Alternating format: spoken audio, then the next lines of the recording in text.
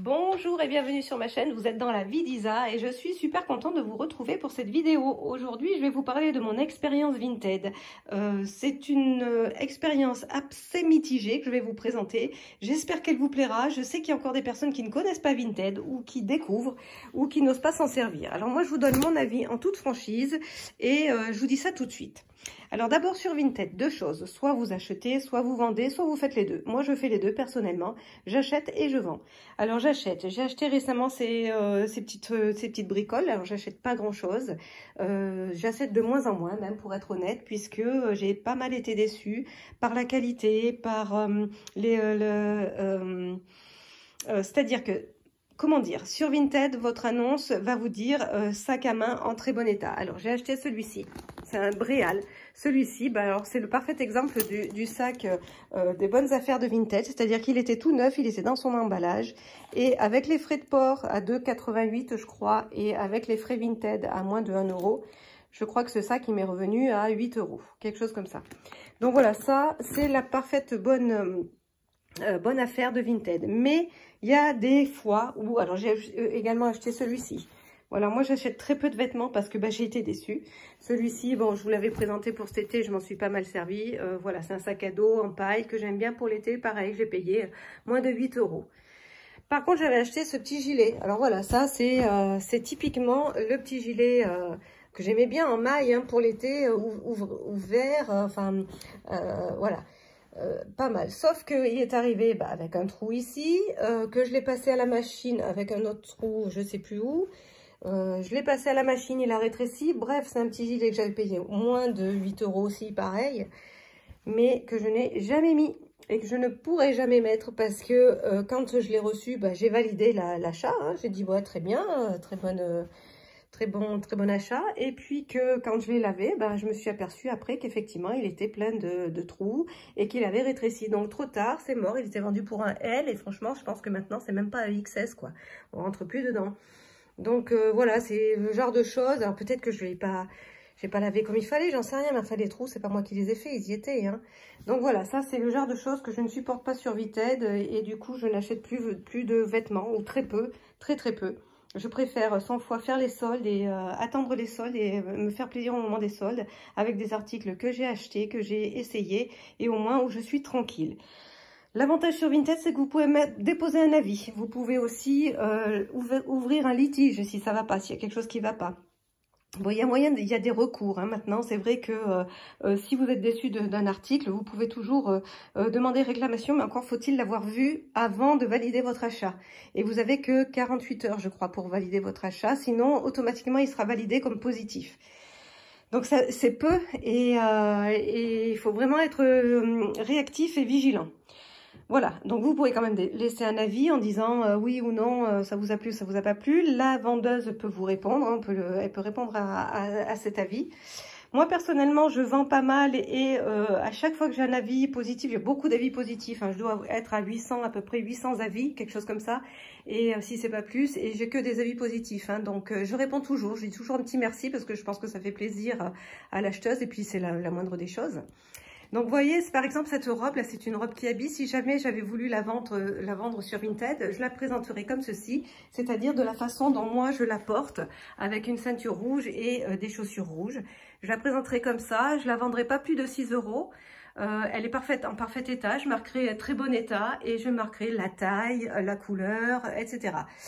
Moi, j'ai eu des personnes qui se sont plaints qu'il y avait un fil de tiré qui n'avait pas été signalé, qu'il y avait une petite tache qui n'avait pas été signalée.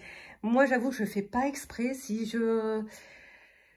y a un petit détail qui ne m'a échappé, ça peut arriver et je trouve quand même que les gens sont assez virulents par rapport à ce genre de choses. Alors, est-ce que c'est volontaire ou pas? Est-ce que c'est pour porter réclamation et avoir l'article gratuit? Je ne sais pas.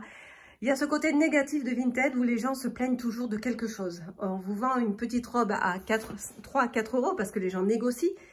Une robe en parfait état et ça ne va pas. Voilà, donc ça c'est le côté négatif de Vinted, c'est que on va toujours vouloir vous négocier quelque chose. pardon, quelque chose qui est en parfait état, et on va essayer, on va vous déposer un avis alors que vous y êtes pour rien. Alors moi je m'excuse toujours, si vraiment il y a un petit détail, un petit truc qui m'a échappé, bah je demande le retour, il n'y a pas de souci, le remboursement, parfois même je laisse l'article gratuitement à la personne, quand vraiment, c'est involontaire, enfin voilà quoi, il n'y a pas de souci. Quand c'est une faute de ma part aussi. Une fois, j'ai vendu une paire de chaussures en 38 alors que c'était un 37 et j'ai donc trop petite et je ne l'ai absolument pas vue. Je porte tellement du 38 que je n'ai même pas fait attention. Donc là, j'ai laissé la paire de chaussures en disant bah, excusez-moi, et la personne était contente. Je pense qu'elle a pu la revendre. Voilà. Donc sur Vinted, vous pouvez quand même avoir des litiges injustifiés, je dirais. Alors il y en a qui le sont, mais il y en a qui ne le sont pas. Voilà, donc ça, c'est le côté négatif de Vinted. Le côté positif, évidemment, c'est que vous vous débarrassez des choses que vous ne mettez plus, que vous avez payé un certain prix et que vous ne voulez pas jeter. Donc, vous pouvez vous faire une petite pièce dessus. Voilà, ça, c'est le côté positif. C'est aussi un moyen de refaire sa garde-robe pour ceux qui n'ont pas les moyens. Je trouve que c'est pas mal du tout. Vous pouvez faire des lots et moi, je sais que j'ai une réduction. Je ne sais plus à combien j'ai monté la réduction pour toute personne qui veut faire un lot. Donc ça, je trouve que c'est pas mal.